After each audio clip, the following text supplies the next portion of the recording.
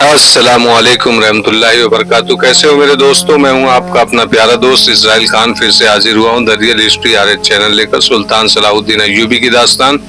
سلطان صلاح الدین ایوبی کی داستان آپ کو اچھی لگتی ہوگی، آپ کا اپنا چینل ہے، اسے لائک، سبسکرائب، کمنٹ، شیئر ضرور کریے گا۔ آج کے کردار میں سلطان صلاح الدین ایوبی اور ایک نیا فتنہ جو پیدا ہوا ہے یہودیوں نے، اسے میں بتانے کی کوشش کروں گا۔ سلطان صلاح الدین ایوبی رحمۃ اللہ علیہ نے کہا، میں آؤں گا میرے فلسطین۔ سلطان ایوبی نے قرب کو دیکھتے ہوئے کہا، میں آؤں گا۔ اس نے گھوڑے کو ایڑ لگائی، پھر پیچھے مڑ کر نہیں دیکھے۔ نور الدین جنگی اسے دیکھتے رہے۔ وہ جب اپنے گھوڑے سمیت دور جا کر گرد میں چھپ گئے تو زنگی نے اپنے ایک نائب سے کہا، اسلام کو ہر دور میں ایک صلاح الدین ایوبی کی ضرورت ہوگی۔ یہ واقعہ 1173 569 ہجری کے وسط کا ہے۔ مصر کے دیہاتی اس کی راہ دیکھ رہے تھے۔ ہر کسی کی زبان پر یہی الفاظ تھے، وہ آسمان سے آیا ہے، خدا کا دین لایا ہے، دل کی بات بتاتا اور آنے والے وقت کے اندھیرے کو روشن کر کے دکھا دیتا ہے، مرے ہوئوں کو اٹھا دیتا ہے۔ وہ کون تھا؟ جنہوں نے اسے دیکھا تھا وہ اس کی کرامات سے اس قدر مسحور ہو گئے تھے کہ یہ جاننے کی ضرورت ہی محسوس نہیں کرتے تھے کہ وہ کون ہے۔ وہ تسلیم کر لیتے تھے کہ وہ آسمان سے آیا ہے، خدا کا دین لایا ہے۔ اور جو لوگ اس کی راہ دیکھ رہے تھے وہ اس سوال سے بے نیاز تھے کہ وہ کون ہے۔ قافلے گزرتے تھے تو اسی کی کرامات سناتے تھے۔ کوئی اکیلا دکیلا مسافر کسی گاؤں میں جاتا تھا تو اس کے معجزوں کا ذکر کرتا تھا۔ بعض لوگ اسے نبی اور پیغمبر بھی کہتے تھے، اور کچھ ایسے بھی تھے جو اسے بارش کا دیوتا بتاتے تھے، اور اس کی خوشنودی کے لیے انسانی جان کی قربانی دینے کے لیے بھی تیار تھے۔ ان میں سے کوئی بھی یہ جاننے کی کوشش نہیں کرتا تھا کہ اس کا مذہب کیا ہے اور وہ کیسا عقیدہ ساتھ لایا ہے۔ لوگ ابھی پسماندگی کے دور میں تھے، علم سے بے بہرا تھے اور قدرت کے ستم کا شکار رہتے تھے۔ انہیں جہاں امید بنتی تھی کہ ان کے مصائب کا حل موجود ہے، وہاں جا سجدے کرتے تھے۔ ان کی اکثریت مسلمان تھی۔ اسلام کی روشنی وہاں تک پوری آب و تاب سے نہیں پہنچی تھی۔ مسلمانوں نے مسجدیں بھی بنا رکھی تھی، رب کعبہ کے حضور پانچوں وقت سجدے بھی کرتے تھے، مگر اسلام کے سچے عقیدے کو پختہ تر کرنے کا کوئی انتظام نہ تھا۔ ان کے امام بے علم تھے جو اپنی امامت کو برقرار رکھنے کے لیے لوگوں کو عجیب و غریب باتیں بتاتے رہتے تھے۔ قرآن کو انہوں نے نعوذ باللہ کالے علم کی ایک کتاب بنا ڈالا تھا، استغفر اللہ، اور ایسا تاثر پیدا کر رکھا تھا کہ قرآن کو صرف امام سمجھ سکتا ہے۔ چنانچہ یہ مسلمان قرآن کو ہاتھ لگانے سے بھی ڈرتے تھے۔ ان اماموں نے لوگوں کے دلوں میں غیب کا ایک لفظ بٹھا دیا تھا اور انہیں باور کرا دیا تھا کہ جو کچھ بھی ہے وہ غیب میں ہے، اور غیب میں جھانکنے کی قدرت صرف امام کو حاصل ہے، جیسے آج کل بے دین لوگ ہیں ان میں ہوتا ہے۔ اماموں نے انسان کو ایک کمزور چیز بنا دیا تھا۔ اس مقام سے وسوسے اور تہمات پیدا ہوئے۔ صحرائی آندھیوں کی چیخوں میں انہیں اس مخلوق کی آوازیں سنائی دینے لگی جو امام کہتے تھے کہ انسانوں کو نظر نہیں آ سکتی۔ بیماریاں جنات اور شرار بن گئی۔ امام معالج اور عامل بن گئے جنہوں نے دعویٰ کیا کہ ان کے قبضے میں جنات ہیں۔ انسان غیب سے اور غیب کی سزا سے اتنے خوف زدہ رہنے لگے کہ ان کے دلوں میں اسلام کا عقیدہ کمزور پڑ گیا، اور وہ ہر اس آواز پر لبیک کہنے لگے جو انہیں غیب کی مخلوق اور غیب کی سزا سے بچانے کا یقین دلاتی تھی۔ یہی وجہ تھی کہ لوگ بےتابی سے اس کی راہ دیکھ رہے تھے جو آسمان سے آیا اور مرے ہوئوں کو اٹھا دیتا ہے۔ وہ مصر کے اس دیہاتی علاقے میں وارد ہوا تھا جو جنوب مغرب کی سرحد کے ساتھ تھا۔ اس زمانے میں سرحد کا کوئی واضح وجود نہیں تھا۔ صلاح الدین ایوبی رحمۃ اللہ علیہ نے کاغذوں پر ایک لکیر کھینچ رکھی تھی، لیکن وہ بھی کہا کرتے تھے کہ دین اسلام کی اور سلطنت اسلامیہ کی کوئی سرحد نہیں۔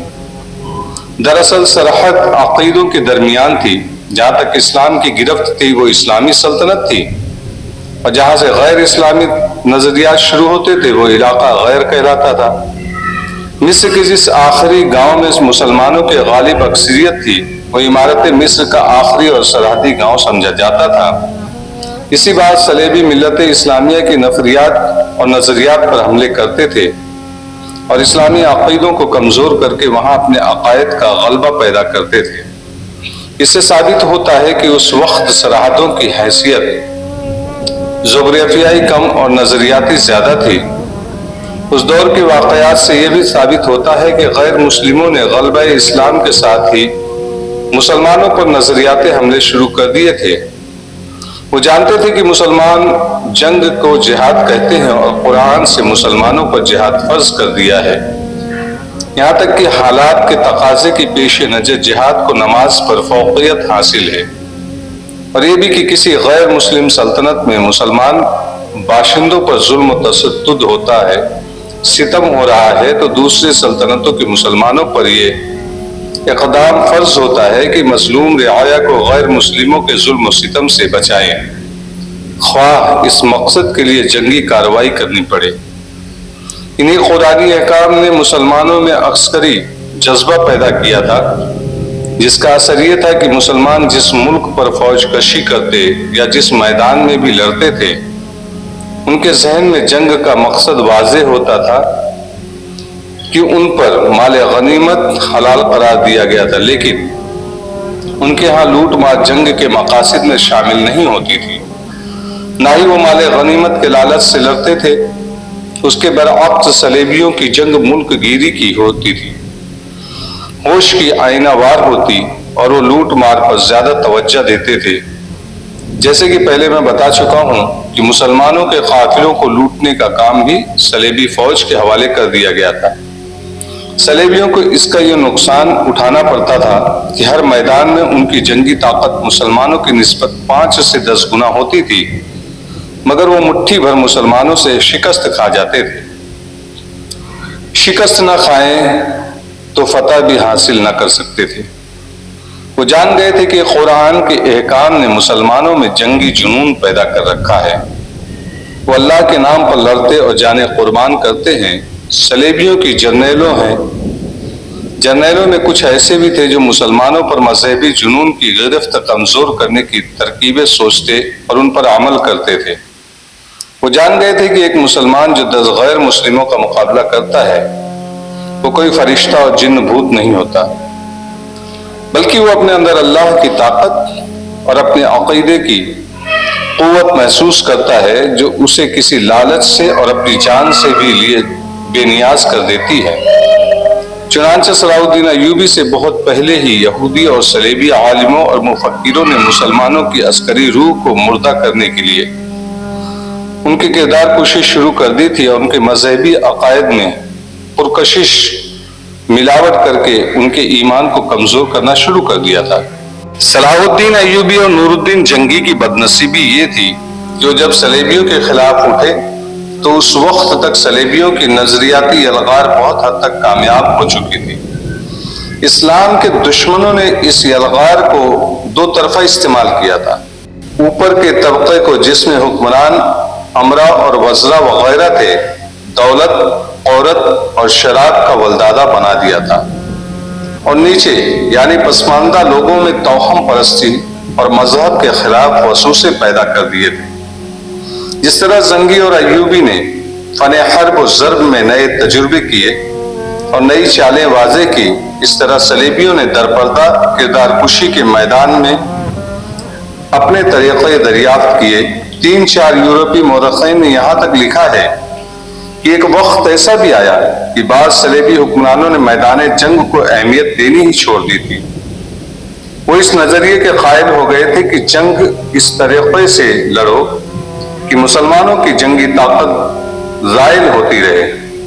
زوردار حملہ ان کے مذہبی عقائد پر کرو اور ان کے دلوں میں ایسے وہم پیدا کرو جو مسلمان قوم اور فوج کے درمیان بد اعتمادی اور حقارت پیدا کر دے. اس نقطۂ نظر کے صلیبی مفکروں میں فلپ آگسٹس سر فہرست تھا۔ یہ صلیبی حکمران اسلامی دشمنی کو اپنے مذہب کا بنیادی اصول سمجھتا تھا اور کہا کرتا تھا کہ ہماری جنگ صلاح الدین ایوبی اور نور الدین جنگی سے نہیں، یہ صلیب اور اسلام کی جنگ ہے جو ہماری زندگی میں نہیں تو کسی نہ کسی وقت ضرور کامیاب ہوگی۔ اس کے لیے ضروری ہے کہ مسلمانوں کی اٹھتی ہوئی نسل کے ذہن میں قومیت کی بجائے جنسیت بھرو اور انہیں ذہنی عیاشی میں ڈبو دو۔ آگسٹس اپنے مشن کی کامیابی کے لیے میدان جنگ میں مسلمانوں کے آگے ہتھیار ڈال کر صلح کر لینے سے بھی غریض نہیں کرتا تھا۔ ہم جس دور یعنی 1129 کے لگ بھگ کی کہانی سنا رہے ہیں، اس وقت وہ نور الدین جنگی کے ہاتھوں شکست کھا مفتوحہ علاقے واپس کر چکا تھا۔